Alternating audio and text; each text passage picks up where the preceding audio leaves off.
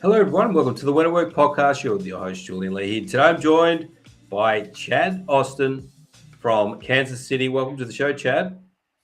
Absolutely. Thanks for having me on. Chad's a fitness trainer, and I was talking to Chad before we went live, and Chad has had to make a few changes in his business. And what were you doing, I guess, before you kind of narrowed down in your targeting, I guess, of who you were tailoring your services to? How were you doing it previously? I had a personal training studio, and so a lot of it was in person. I had very little online options actually. And then when the pandemic hit and we were forced to go virtual, it kind of helped me have a lot of clarity that I wanted to be more online. I wanted to be more in the future, and that also that basically the target audience that makes the most sense to me, those weren't really the people that I had in person anymore, because I was trying to kind of help everybody, and I realized I needed, and there by joining I actually joined a fitness coaching academy, IFCA they're called, so shout out to them. They helped me realize that by narrowing down my audience and really dialing in on who my niche is and who I want to help, it helped me speak to way more people. So if you're trying to speak to everybody, you speak to nobody. But if you really narrow down your niche, then you're actually speaking to more people. And that was a Yeah, game 100%. changer for me.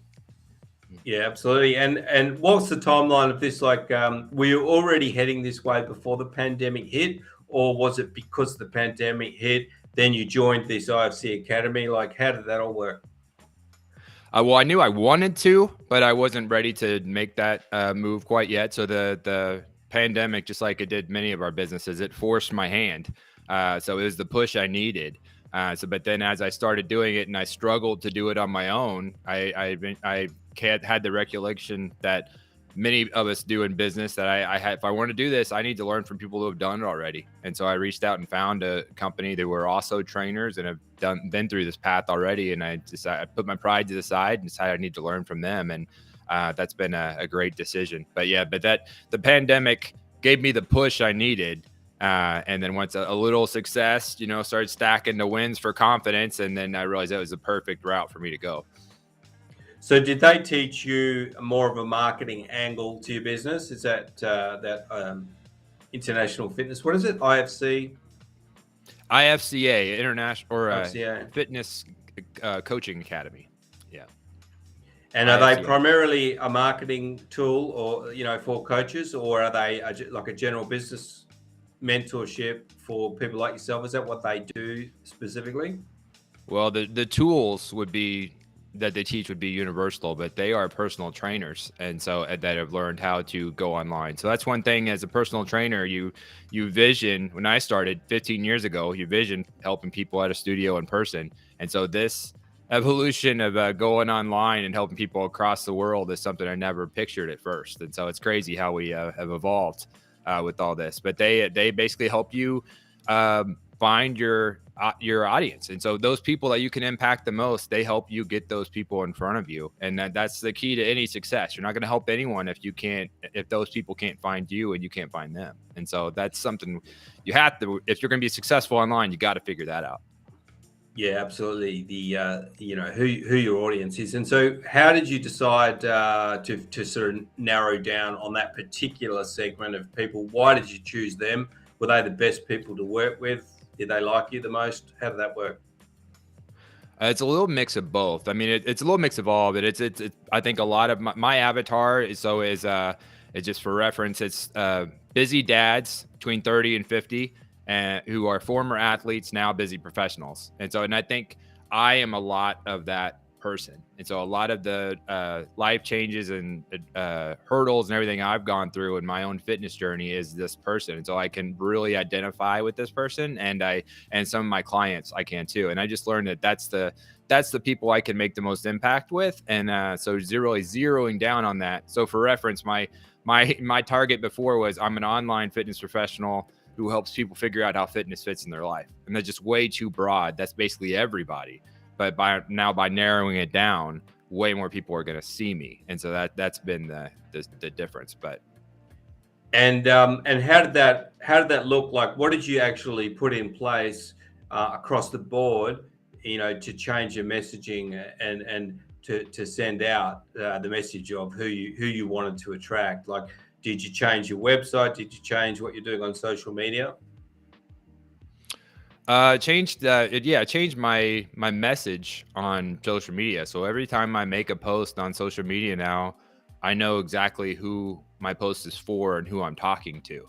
And so so dialing in on understanding from myself what pain points, what limiting beliefs, what hurdles this person goes through. But then also I did several interviews with people who also fit these characteristics and are this avatar, this ideal client that I want to face or that want to help. And so I got to know this person more and more, and so that I can really speak to them online. Awesome. And what do you do now? So basically, you have like a strategy call, which is done virtually. Is that correct? Yes. And what do you go through in that? And then what is the outcome? Like, how long does the training go for? What can people expect? I sell a 12-week program that is my gain program, and so basically it's helping people figure out how fitness fits in their life and helping them hit the fitness reset button. And so for my ideal client, it really helps them because they're stuck trying to do what they did before that doesn't fit in their life now. But basically it starts with the strategy call, and so that's just going to be the getting started questions that you have to, when you hit a reset button, how does fitness fit in your life right now? How much accountability you need? So I can customize their workout program to them. And then the program is going to be 12 weeks, but with the gain, my 4-step gain formula as part of the coaching. So the workouts will be customized to them, to wherever they're at, whether they're working out at home, working at the gym, 2 days a week, 3 days a week, whatever fitness level they're at, that's customized to them. So it's not one size fits all. But then it just goes along with me providing them accountability with check-ins and with everything, that all the accountability we can provide with our online program, which is a lot. And then with the app, I'm just a personal trainer in their pocket. Yeah, the accountability is good. So would they'd be doing their own stuff, going to their own gym? You'd be having a look at what they're doing, and then they will be checking back to you and having that accountability. So having somebody to answer for, I think, and if you're paying for it, it kind of makes you do it. It's it makes sense to me. Yeah, and you're paying for it. It's going to add another commitment level for yourself. It's going to add another level of accountability. And as you start, it's just like anything. I mean, it's starting anything new is hard at the beginning, but with the coach there to help you keep graduating to the next level, stacking all your wins for confidence, it's very effective, just as it would be working with someone in person. Yeah, absolutely. I mean, I'm a big believer in having a coach and like an accountability partner. So whether it's fitness or, have as many as you can really afford to, I guess, in whatever area of your life. And fitness is one of those things that you've got to have something going on. So, I mean, it just works, and you will always get better results when you have some sort of mentor that is in your corner. Awesome. So what do you got coming up? You got a book in the works? Yes, I do. So Make Fitness a Priority. That was my book series for my first 3 books. And so the next level of that is, what will you gain by making fitness a priority? And so that's my 4-step formula, kind of to help people become fitness fishermen, as a term I like. And so that basically, like I said, the term, we know the term where it comes from. If you give someone a fish, you feed him for a day. If you teach someone how to fish, you feed him forever. And so my gain program is basically teaching people how to hit the fitness reset button every time a life change happens. And so the life changes are what throw us off course. And so it starts with the online program that I'm building now, and taking people through now. But then it will become a book and a talk I give as well. So actually I already have a talk scheduled for Wrestlemania in November, where I'll get to speak over. That'll be my topic, is what have you gained by making fitness a priority? What's Boston Mania? Sounds like WrestleMania.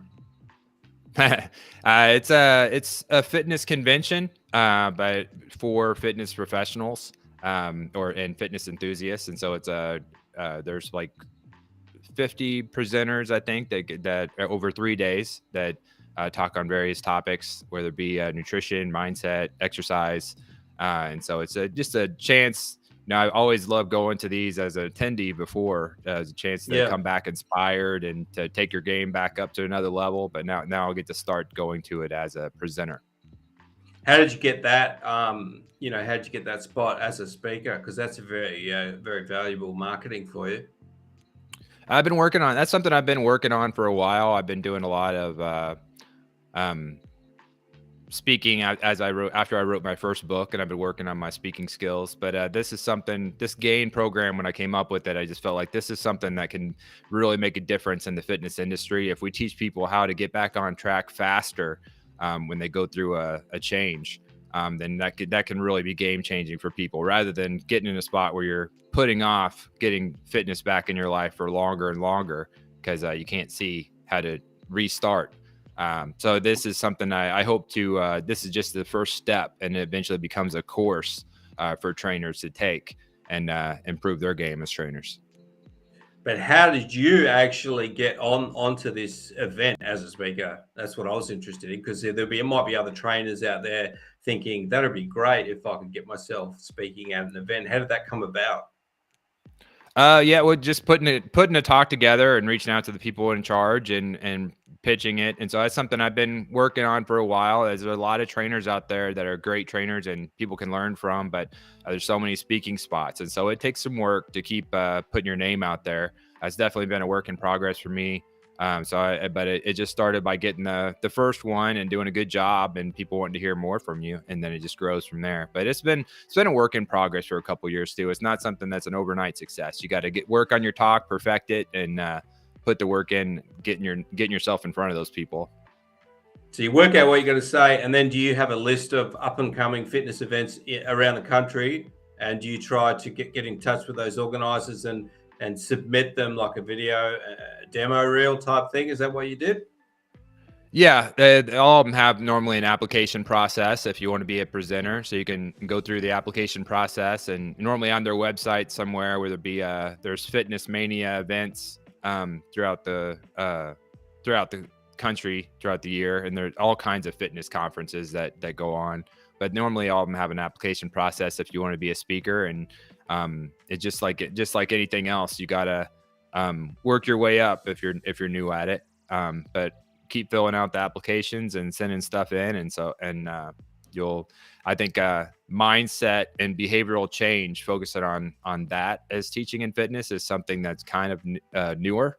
And so it's, you gotta, like to think of myself a little bit of a trailblazer in that sense, and this is going to be kind of a new path.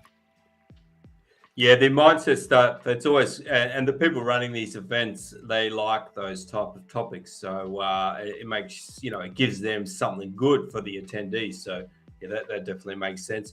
And if you want to check out what Chad's doing, or if you want to have a chat with him and maybe get into his system and have a strategy call and work on your own fitness, that's where they'll find the strategy call at makeafitnesspriority.com.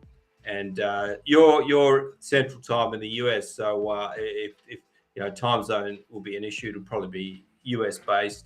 Central time is the same as Denver, is that right? Yes.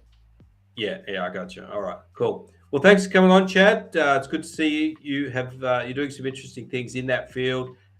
You've niched down on your target message and all of that, which is an important thing people need to learn about, and speaking at live events as well. So there's some of the things you can do if you are in that particular industry, or any industry really. So thanks for coming on, Chad. You bet. Thanks for having me on. No worries. I'm going to wrap it up, and I'll see you soon on another episode.